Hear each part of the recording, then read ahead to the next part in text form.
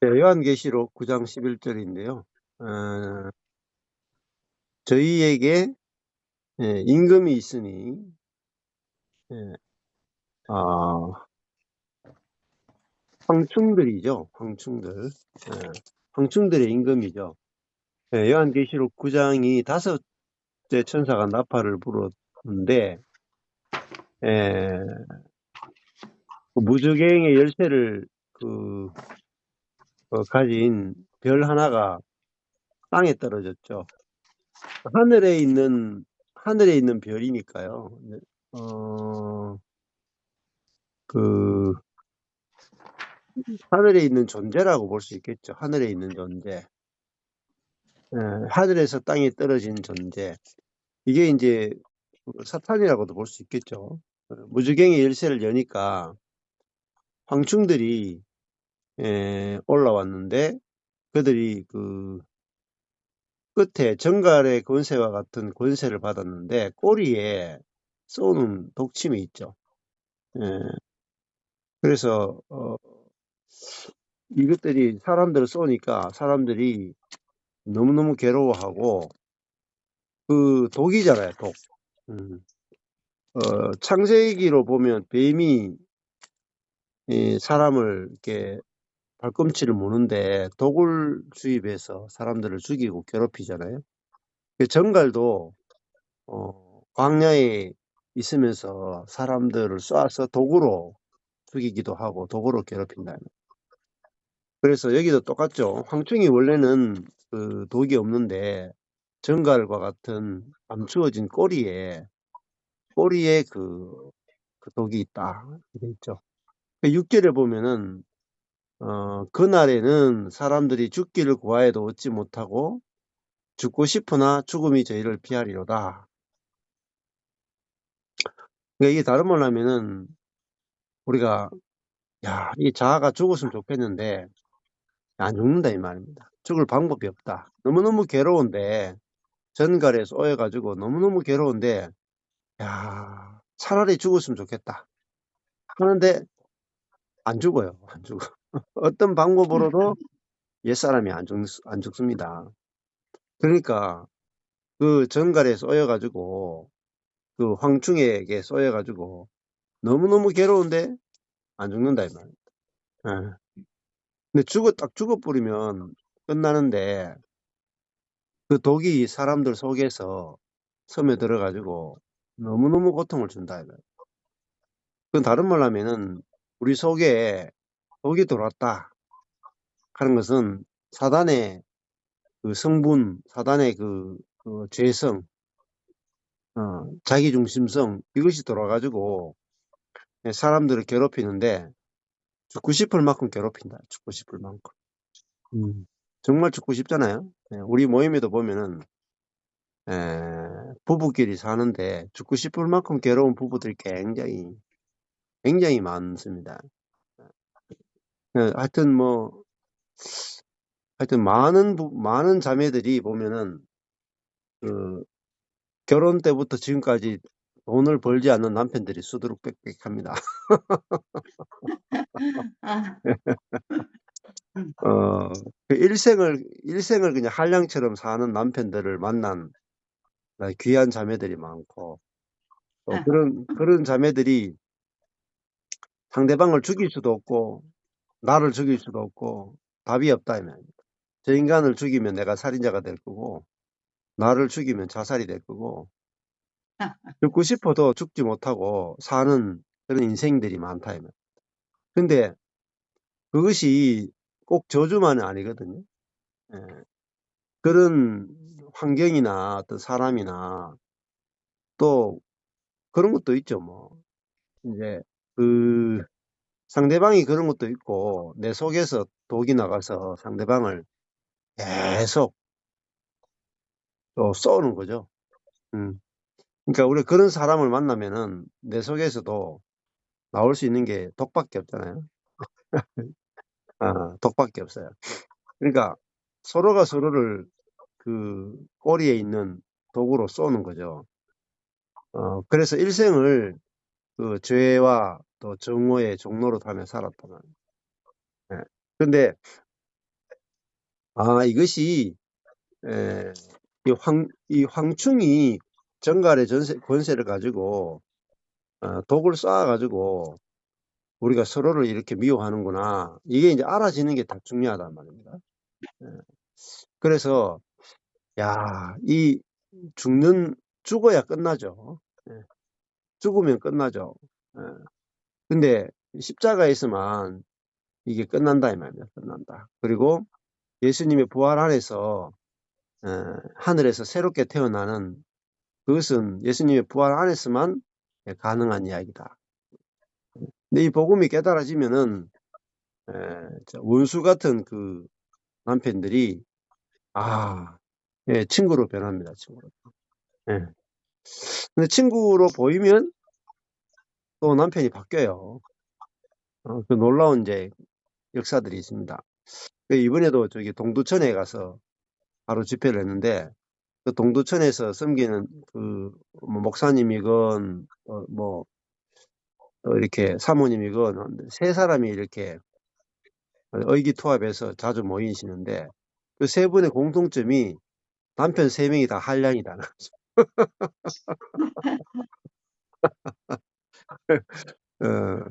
근데 그 한량을 만나가지고 다 원수인 줄 알았다고요. 원수. 평생 원수인 줄 알았다. 근데 이제 복음을 알고 보니까 저 사람들이 나의 자아를 보게 하기 위해서 지금까지 고생했구나. 이거 알게 된 거죠. 그게 보이는 게 그냥 보일 수가 없죠. 은혜와 복음이 아니고는 절대로 보일 수가 없고. 그래서 지금까지 방법이 없었는데 방법이 생긴 거죠. 말도 안 되는 원수를 만났는데 그 원수의 문제를 해결할 수 있는 방법이 생겼다. 그게 그 상대방을 원수로 보는 그 사람이 바로 옛사람이구나. 그걸 알게 됐다. 그래서 저 사람만 문제 있는 줄 알았더니 저 사람을 바라보는 내가 바로 옛사람이었구나. 이걸 알게 된 거죠. 그러고 나니까 이 옛사람이 죽었구나. 그러니까 상대방에게 문제가 물론 있겠지만 그렇지만 근원은 상대방이 아니고 상대방을 바라보는 내가 문제인 거죠.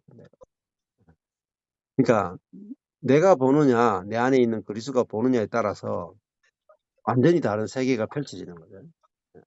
그래서 내가 죽었고 내 안에 예수가 사는구나 하니까 상대방이 그날 이후로 다르게 보인다는 거예요. 뭐라고 고백하냐면은 그전에는 단점만 보였다. 단점. 안 좋은 점만 보였다. 근데 내가 옛사람, 자기중심적인 옛사람으로 보니까 내 마음에 안 드는 부분만 올라서 보였다. 올라서. 그렇죠. 내 마음에 불편한 부분만 보였다. 근데 내가 죽었고 그리스도가 사는구나 하고 나니까 상대방에게 있는 장점이 보이더라고요. 장점이. 이 점이 좋고 저 점이 좋고 저 점이 좋더라. 똑같은 걸 보는데 다르게 보이잖아요. 예를 들면 우리가 밤송이를 봤어요. 밤송이 보면 그때는 다 뾰족뾰족하잖아요. 근데 안에는 밤알이 들어있단 말이에요.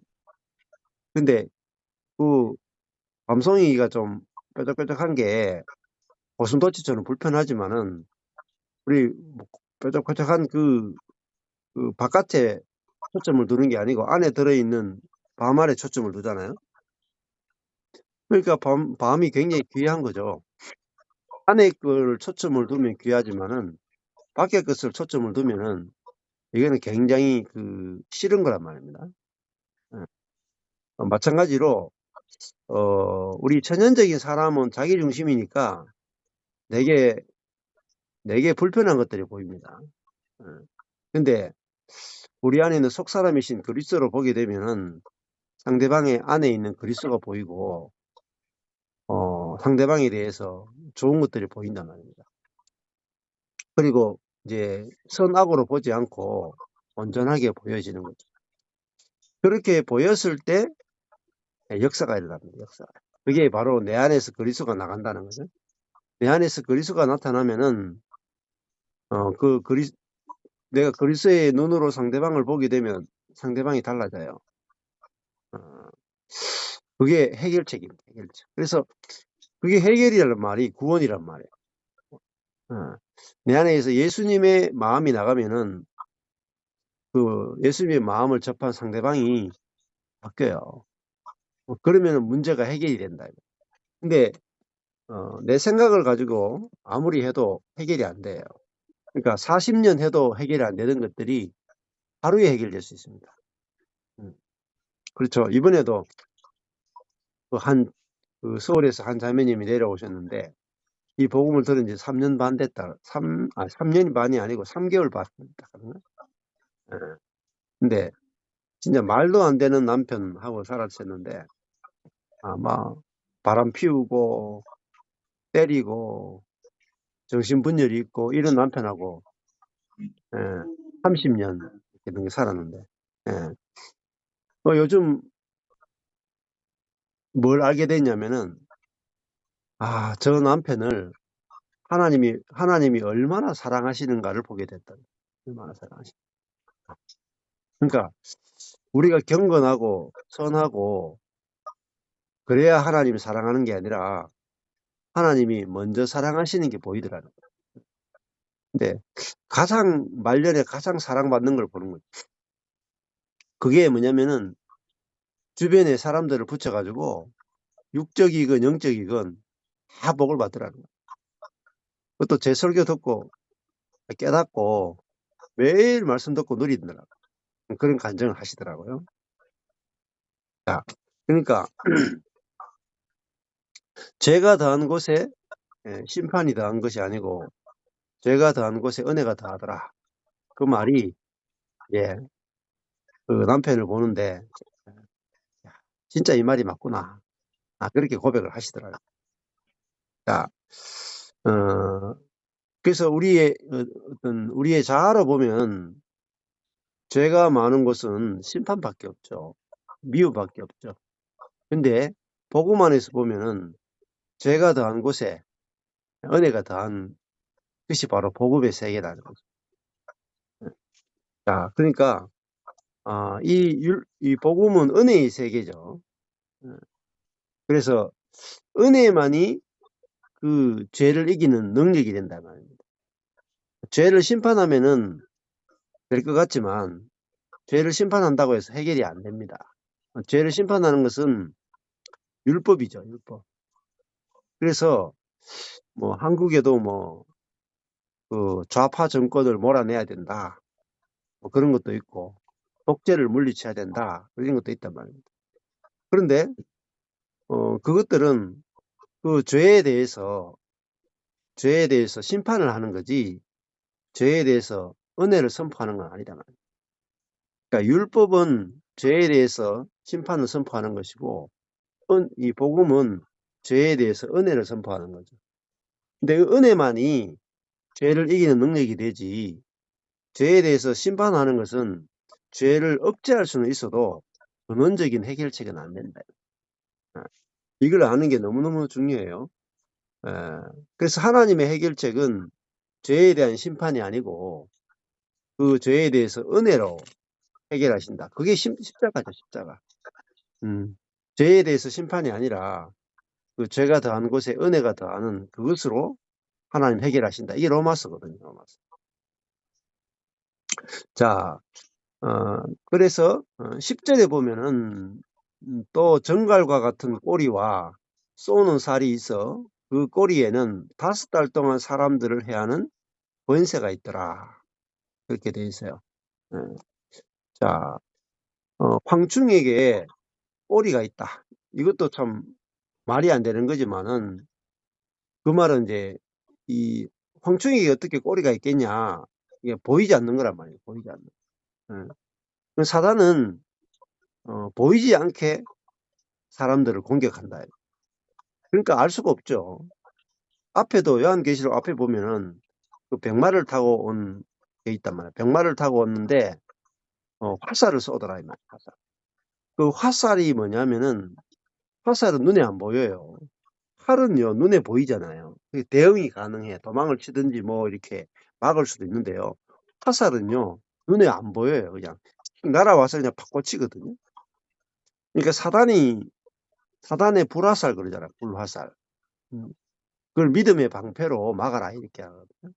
그 화살이라 하는 것이 눈에 보이지 않는다면. 근데 사람은 막 죽어나가. 예. 여기도 보면은 정갈의 꼬리에서 쏘는 화살이 있죠. 정갈과 같은 꼬리와 쏘는 살이 있어. 그 꼬리에는 5달 동안 사람들을 해하는 권세가 있더라. 자, 그 5달 동안이 뭐냐면은, 사단의 권세는 한계가 있다는 거죠. 한계가. 하나님께서 한계를 정해놓으셨다. 그 한계를 못 벗어난다. 이걸 알아야 돼요. 사단이 아무리 속이고 능력이 있어도 하나님이 한계를 딱 정해놓으면은 그 한계를 못 넘어서요. 마치 그와 똑같아요. 천지를 창조할 때 하나님이 그 바다와 육지를 만드시고 바다의 경계를 정하셨다 이렇게 말해요. 바다의 경계를. 그러니까 바다가 육지를 삼키지 못하도록 딱 경계를 정해놓으면은 바다가 그 경계를 못 넘어서죠. 그와 같이 하나님은 사람들이 육지에 살 수 있도록 바다의 경계를 딱 정해놓으시는 거죠. 그와 마찬가지로 사단이 아무리 자기가 속이고 사람들을 저주를 주고 싸우게 하고 미워하게 하고 해치고 막 그래도 5달 동안만 해야 할 수 있는 권세가 있는 거죠. 더 이상은 안 된다는 거죠. 그러니까 우리 인생도 있잖아요. 마찬가지예요. 그 사단이 아무리 우리를 공격하고 막 우리 인생을 망가뜨리고 해도요. 한계가 있다는. 사단이 우리를 넘어뜨리는 데는 하나님께서 한계를 탁 정해놨다 이거예요. 그러니까 쉽게 얘기하면은 동물원 우리 안에 그 사자를 가두어 놨다 이거예요. 그러니까 우리를 시험 들게 하고 무섭게 하고 해도 있잖아요. 한계가 있대요. 한계. 그러니까 그걸 알 때 우리가 이 사단에게는 한계가 있구나. 하나님이 그 경계를 정해 놓으셨구나. 또 우리를 위해서 그렇게 하셨다는. 예. 이걸 알게 되는 게 중요하고, 마찬가지로요.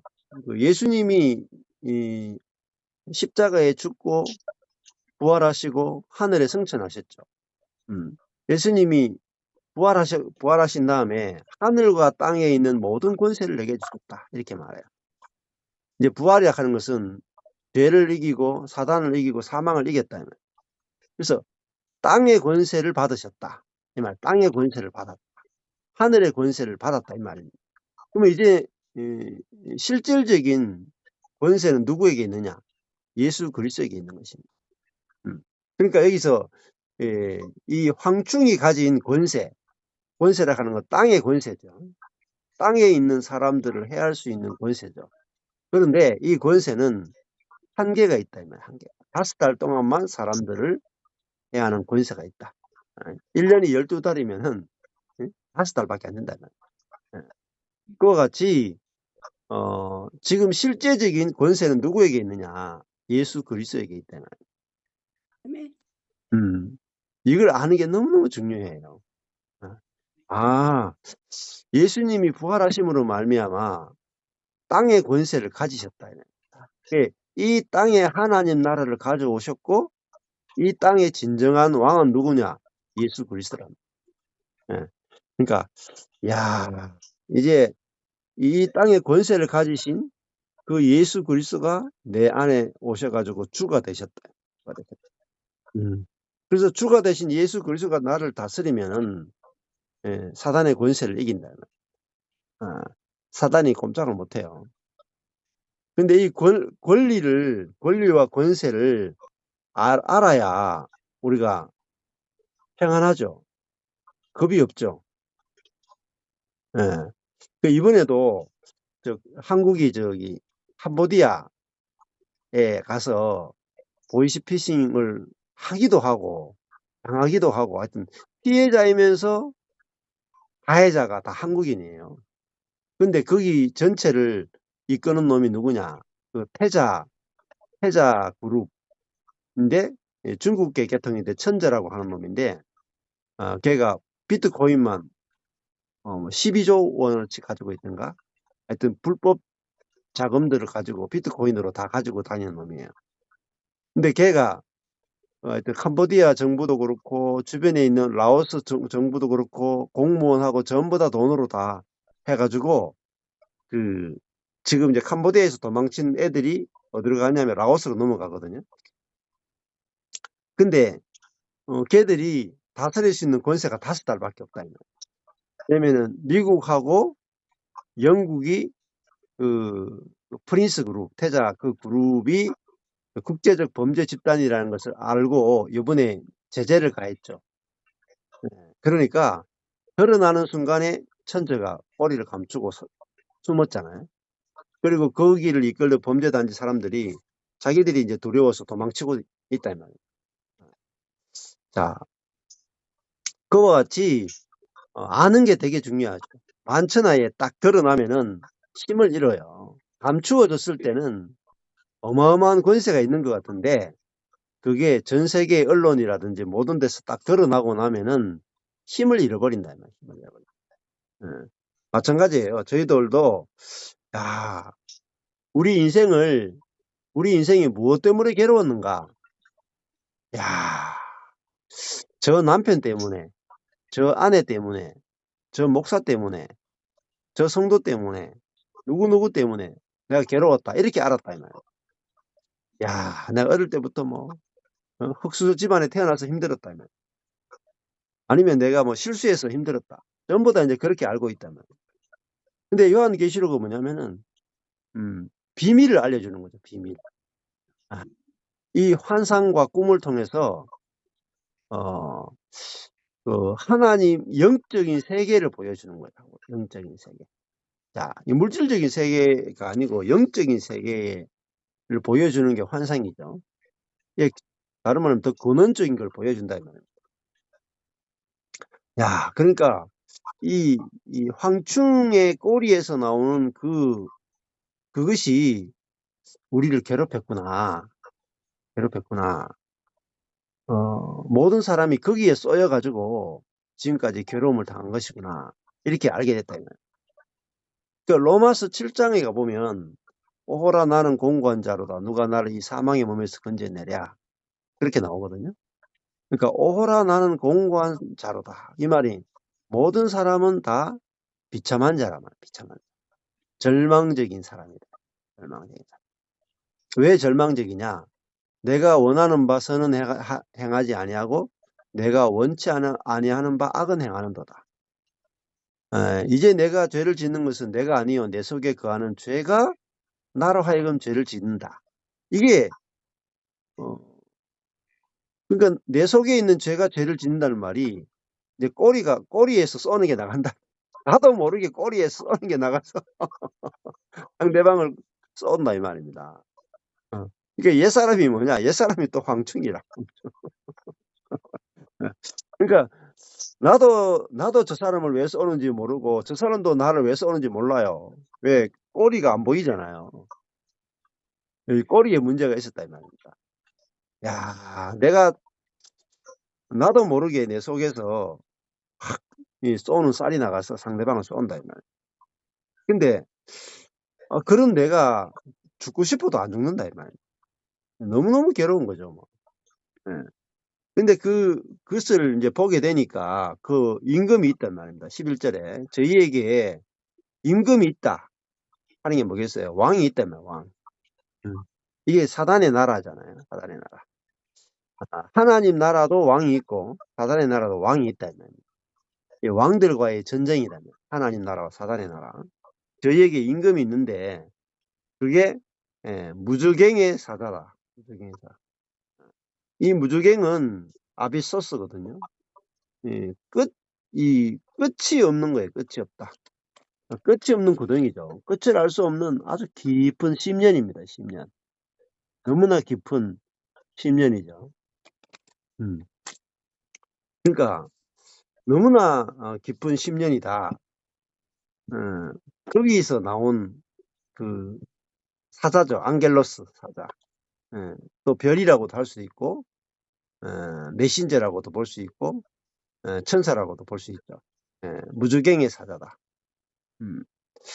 끝이 없는 깊은 곳에 있는 그것에 이제 그 별이다 이 말이에요. 별, 사자다. 그 사자는 굉장히 깊이 숨어 있다 이 말이에요. 깊이. 끝이 없는 깊은 구덩이에 숨어 있다 이 말이에요. 거기서 올라오니까 어떻게 알겠어요? 그리고 임금이다, 왕이다 말입니다. 왕이란 말은 굉장한 그 능력과 권세가 있다 이 말이에요. 히브리음으로 이름은 아바돈. 아바돈은 아바돈이에요. 파괴자라는 뜻입니다. 파괴자. 자, 그 사단의 이름이 무저갱의 사자다. 그는 깊이 있는 게 숨어 있다라는 뜻이기도 하고, 그래서 이제 어제 저녁에도 그런 말씀드렸는데, 우리의 옛사람 자아는요, 변형을 잘해요, 변형을. 선으로도 모습을 만들어내고요. 경건으로도 모습을 만들어내고, 정의라는 이름으로 모습을 만들어내기도 하고, 성경을 가지고 역사하기도 하고, 하나님으로 둔갑하기도 하고, 예수님으로 둔갑하기도 하고, 성령으로 둔갑하기도 해요. 그러니까, 알 수 없는, 완전히 속이는 자란 말이에요. 성령도, 이 생명의 성령이 아니라, 은사적인 성령으로 해서 사람들의 그 기복주의, 인본주의, 또 높아지고 싶은 거, 욕심을 이용한다고. 높아지고 싶은 욕심을 은사라고 하는 형태로 속여요. 그래서 얼마나 많이 속이는지 모릅니다. 기사와 표적으로 속이고요. 선지자의 모습으로 나타나기도 하고, 이 기독교라고 하는 종교의 형태로 나타나요. 그래서 이게 이제 분별하기가 어렵단 말이에요. 분별하기가. 정확한 말씀이 아니고는 사단의 그 실체가 드러나지 않아요. 사단의 실체가 어디서 드러나느냐? 십자가에 가야만 드러나요. 십자가. 그전에는 안 드러납니다. 사탄의 정체가 완전히 드러난 곳이 어디냐? 십자가예요. 십자가. 예수님을 따르는 제자들이요. 자기들 속에 죄와 사단이 있는지 몰랐거든요. 그러니까 가룟 유다가 예수를 팔았는데 자기가 판 게 아니고 사단이 가룟 유다에게 예수를 팔 생각을 넣었죠. 그래서 가룟 유다도 사단에게 속았다 이 말입니다. 사실은 가룟 유다가 그렇게 한 게 아니다. 베드로도 마찬가지예요. 베드로도 예수님 절대로 십자가에 죽으면 안 됩니다 했을 때 예수님이 베드로 보고 사탄아 물러가라 했다 이 말이에요. 또 예수님이 사역할 때도 40일 동안 사단이 예수님을 시험했잖아요. 그러니까 사단이 숨어 있는데 어디 가면 정체가 드러나느냐? 십자가에 가야 드러나요. 십자가. 그래서 십자가에 예수님이 죽으러 가니까 살고 싶은 사단이 드러났다. 그래서 예수님의 제자들이 십자가에 가면 다 도망가 버립니다. 그러니까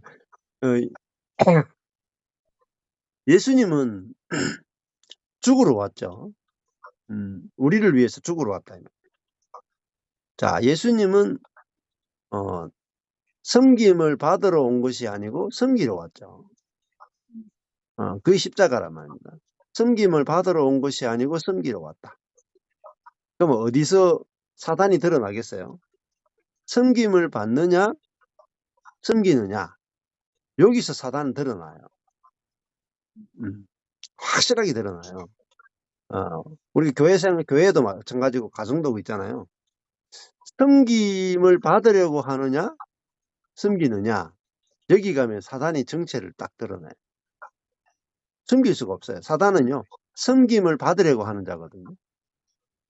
예수님은 섬기려고 오셨잖아요.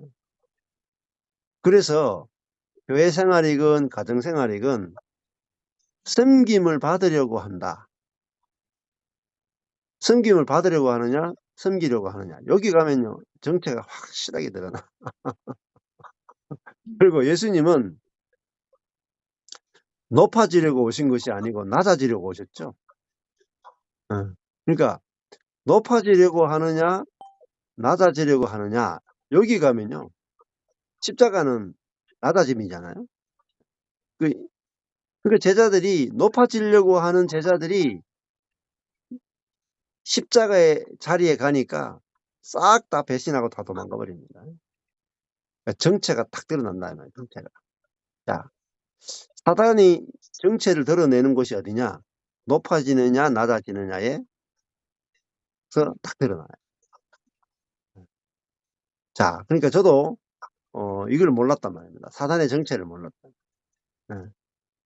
자, 그러니까 저희 모임도 마찬가지예요. 우주적 교회 안에도 이게 확실하게 드러나야 돼요.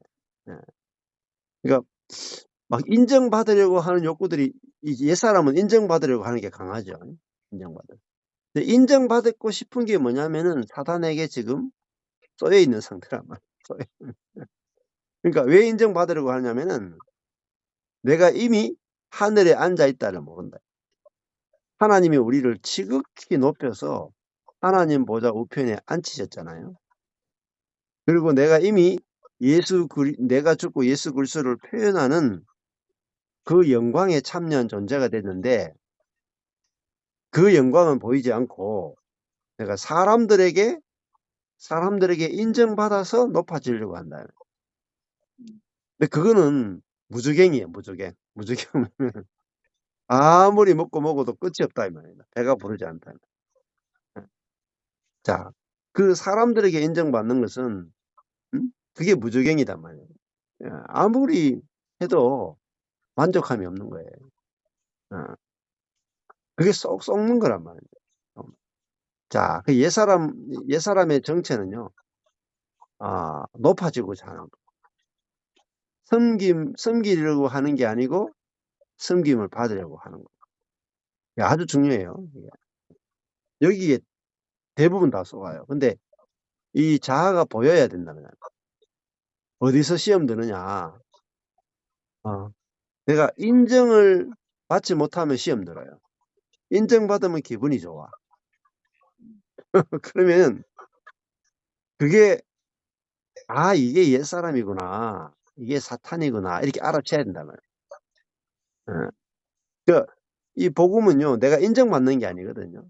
인정받으려고 하는 내가 그리스도와 함께 끝나고 그리스도가 살잖아요. 그럼 그리스도는 인정받는 게 아니죠. 남을 인정해 주는 거죠. 남을 인정해 주는 그 생명이 만족하는 거지, 인정받음으로 만족이 절대 없어요. 누가 인정해 준다고 내가 만족될 것 같아요? 그건 무주갱입니다. 무주갱. 끝이 없어요. 끝이. 자, 내게서 남을 인정해 주는 것이 나오면 즉시 만족해. 근데 남에게 인정받으려고 하면 끝이 없다. 자, 내가 높아지려고 하면 끝이 없어요. 근데 남을 높여주면은 끝나버립니다. 얼마나 쉽게 끝나는 거라면, 쉽게 끝나는.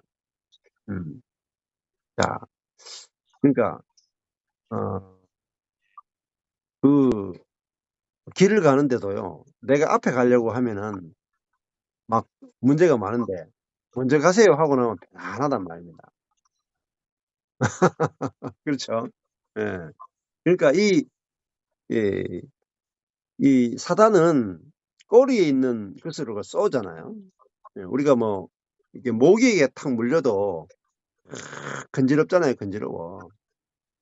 그러면 거기를 계속 끌고 해야 돼.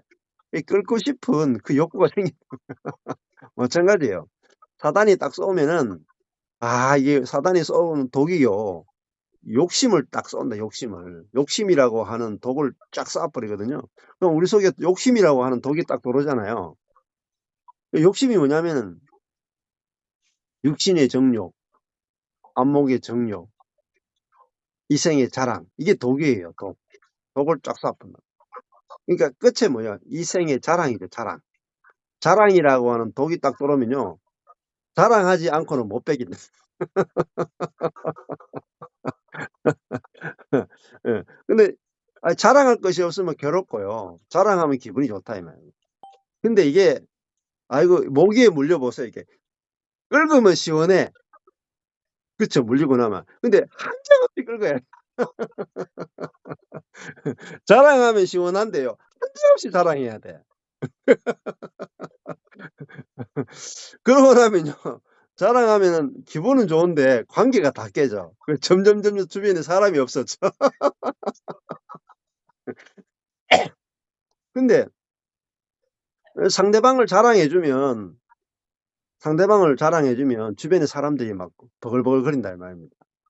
근데 상대방을 자랑해 줄 수 있는 게 내가 내 자신을 낮추고 남을 자랑해 줄 수 있는 게 그게 예수 생명이다 말입니다. 근데 이게 자연적으로 절대 안 된다는 거예요. 나보다 남을 낮게 여기고 이게 있잖아요. 예수 생명이 아니고는 안 돼요.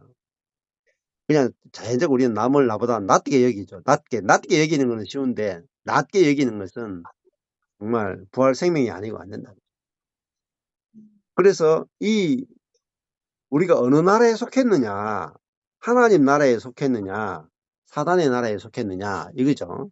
사단의 나라에는 사단의 임금이다. 무저갱의 사자고 아바돈, 파괴자라는 거야. 파괴자. 멸망을 시키는 자라. 우리 인생을 파괴하는 자라. 파괴. 뭐로 파괴해요?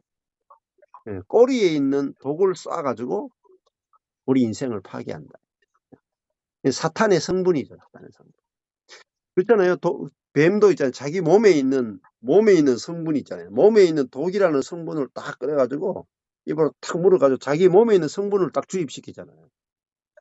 정갈도 마찬가지죠. 자기 안에 있는 악한 성분을 쫙 뽑아내가 꼬리로 딱 쏴가지고 그 성분을 상대방 속에 딱 주입시키는 겁니다. 사탄도 마찬가지예요. 사탄이 우리에게 이 자기의 생명과 성분을 우리 속에 주입시켜가지고 하고, 모기도 마찬가지죠. 모기도 자기 피를 빨아먹으면서 사람 속에 성분이 들어온다 이 말입니다. 그것이 우리를 인생을 막 너무나 간지럽게 하고 막 괴롭히고 막 만족하지 못하게 하고 그렇게 되는 거죠. 근데 예수님이 내 안에 들어오시면요. 생명이신 예수님이 내 안에 들어오면은 만족한다. 자, 예수님으로부터 사랑받는 거하고요. 예수님의 그 십자가의 사랑을 내가 깨닫고 그걸 묵상하고 그것도 굉장히 좋은 거예요. 그런데 예수님의 십자가의 사랑을 내가 깨닫는 것도요. 사실은 내 밖에 있는 거예요. 밖에 있는 거. 그건 어떻게 보면은 생각과 감정의 수준일 수 있잖아요. 근데 예수님의 십자가의 사랑을 깨닫는 것을 넘어서서 예수님 자신이 내 안에 들어와야 돼요. 이거 내주라면 내주. 예수님 자신이 내 안에 들어오면 사랑이신 그분이 내 안에 사시면은 내게서 그 십자가의 사랑이 내 존재 안에서 나타난다. 경험되어진다. 그것이 이제 나의 왕이 되셨다면 예수님이 내 왕이 되셨다면 자 그러면은 그 사랑이라 하는 것이 우리에게 만족을 주는 거예요. 더 이상 결핍이 없게 한다면. 그러니까 사랑은 자기의 유익을 구하지 않는 거야. 자기의 유익을 구하지 않는 거 사랑이. 그러니까 내 뜻을 구하지 않는 거래 사랑이라면. 내 뜻이 없으니까 만족하는 거야. 내 뜻이 곧 뭐냐면 내 원함이고요. 내 갈망이고, 내 욕구고, 내 욕심이거든요. 근데 그게 있으면 만족이 안 돼. 예. 근데 사랑은요, 상대방의 것을 원하는 거잖아요. 내 뜻대로 마옵시고, 아버지 뜻대로 하옵소서. 그러니까 만족이 되는 거예요. 하나님 내 뜻대로는 하나도 되지 않고, 아버지 뜻대로만 다 되기 원합니다. 이게 예수님의 기도고 성령의 기도거든요. 근데 이 기도가 성령으로 말미암아 나오면요, 만족이 돼요. 왜? 내 뜻대로 마옵시고가 되니까 만족이 되는 거예요. 내 뜻이 없어지니까 만족이 되는 거죠. 자, 만족이라 하는 것은 내 뜻대로 되어서 만족하는 게 있고, 내 뜻이 없어서 만족하는 세계가 있다. 근데 진짜 만족은 내 뜻이 없어서 만족하는 세계라. 그러니까 내 뜻대로 돼야 만족하는 세계는 무저갱의 세계다. 끝이 없다면, 그렇죠? 어디까지 내 뜻대로 돼야 만족하겠어요? 만족감이 없어요. 근데 내 뜻대로 되지 않아도 됩니다 하는 게 성령의 생명이다. 그러면은 뭐 부부끼리 사는데도 내 뜻대로 안 돼도 돼. 나는 당신 뜻대로만 되면 행복해. 그러면요, 끝이 없이 행복하다. 끝이 없이 행복하다. 근데 부부끼리 사는데 내 뜻에 좀 맞춰줘 이랬다만, 내 뜻에. 내 뜻대로 맞춰줘 여보, 좀 내 뜻대 당신 뜻대로 하지 말고 내 뜻을 좀 맞춰줘 해보세요. 예. 오늘부로 목말라 죽을 거야. 끝이 없어, 끝이 없어. 목사도 마찬가지야. 목사도 성도들이 내 뜻대로 좀 말 좀 들었으면 좋겠다. 말 좀 들었으면 좋겠다. 목말라 죽어요. 성도들은 목사님한테 목사님 좀 우리한테 좀 맞춰주면 안 되나? 안 맞춰줘요, 안 맞춰줘. 그 어떻게 맞춰줘? 그러니까 내 속에서 상대방에게 맞춰주고 싶은 생명과 사랑이 나와야 만족이 되는 거죠. 안 그렇겠어요? 예. 야, 나는 내 뜻이 없습니다. 목사님 뜻대로 다 하십시오.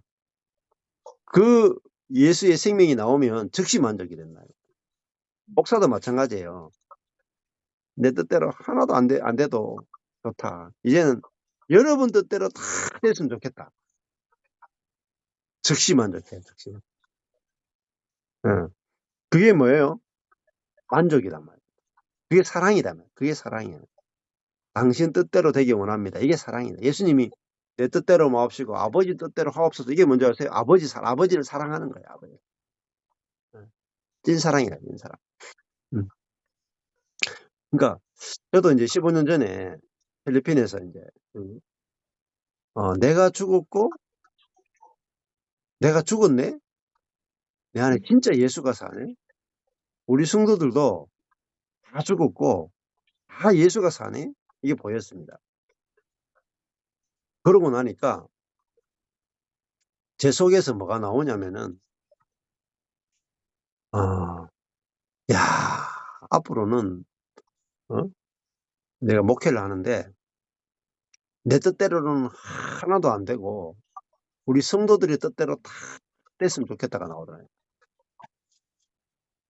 그 마음이 나오더라고요. 그러니까 마음이 편한 거예요. 그래서 이제 제가 한국에 돌아와서 우리 성도들은 그랬거든요. 내가 말씀을 전하는 것 외에는 다 여러분 뜻대로 되게 됐으면 좋겠다. 그러니까 여러분들이 회의하고 여러분들이 결정하면 내가 따라가겠다.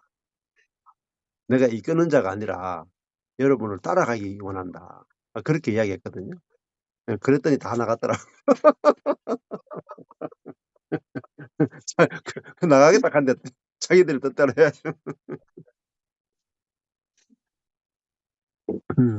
자, 지금 내가 이 십자가의 복음과 은혜의 복음을 아는데 어느 부분에서 내가 지금 독침에 쏘여 있는가? 왜 내가 독침에 쏘이면 괴롭잖아요. 모기에 물리면 괴로워요. 이번에도 우리 그 딸이 이제 서울에 청년주택을 당첨돼가지고 이 조그마한 이렇게 그 뭐죠? 오피스텔 비슷한 그런 걸 하나 얻어가지고 들어가는데, 한 7층 정도 돼요. 7층인가? 높아요. 제일 꼭대기층인데, 요즘은 그 LH에 사는데, 위치가 조금 이렇게 그 좋은 데를 못 해요. 왜냐면 땅값이 비싸가지고. 그러니까 약간 그 싼 곳에 이렇게 청년주택을 아주 새 거로 이렇게 빌딩으로 지었는데, 입주자가 별로 없어. 요즘 애들 다 배가 불러. 우리는 이게 어디냐 하면서 막 싹 들어갔죠. 우리 딸이. 들어갔는데, 새 건물인데, 이 방충망까지도 다 모든 게 다 새 거예요. 근데 방충망 이렇게 보니까 틈이 있어. 틈이 있어가지고, 새 건데 모기가 막 앵앵 날아다니는 거예요. 그래가지고 제가 이렇게 수세미 같은 거 이렇게 이 가위로 잘라가 구멍을 틈을 이렇게 메워줬거든요. 그러니까 아빠 모기가 한 마리도 안 들어와. 그래서 감사하다고 하는데, 야, 그러니까 자는데 모기가 앵앵거리니까 힘들더라고요. 예. 그렇잖아요. 우리 삶에서 모기가 돌아다니면서 쏘면 밤새 잠을 설친다나요. 그리고 물리면 그 건조를 계속 끓죠. 마찬가지로 황충이 날아다니잖아요. 모기와 똑같아. 황충이 막 날아다니다가 꼬리로 딱 독을 쏘고 나면 물리고 나면 건지러워 가지고 잠을 못 잔단 말입니다. 그 끓고 싶은 그 욕구 때문에 마찬가지예요. 우리가 뭔가 쏘였다 이 말입니다. 뭔가 쏘는 게 있단 말입니다. 쏘이고 나면은 욕망이래. 그게 욕망이거든요. 욕심, 욕망. 사단의 독이 뭐냐면 욕심이에요. 욕심이 잉태한 즉 죄를 낳고 죄가 장성한 즉 사망을 낳았다. 이렇게 나가거든요.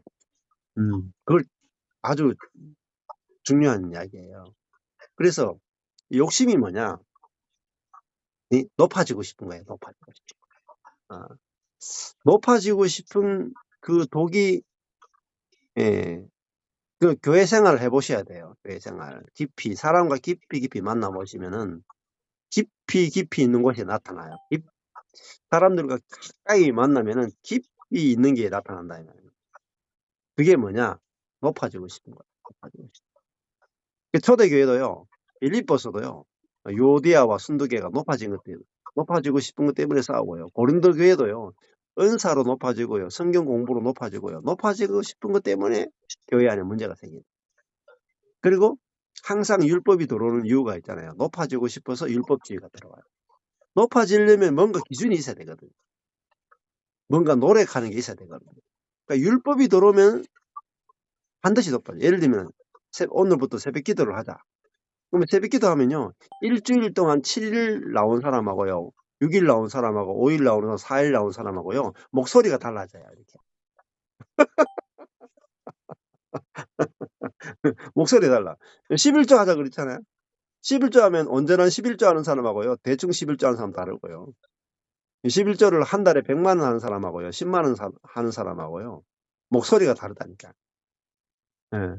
그러니까 발언권이 달라요. 목소리 크기가 달라. 음. 그러니까 사람들은 뭘 하든지 높아지고 싶다.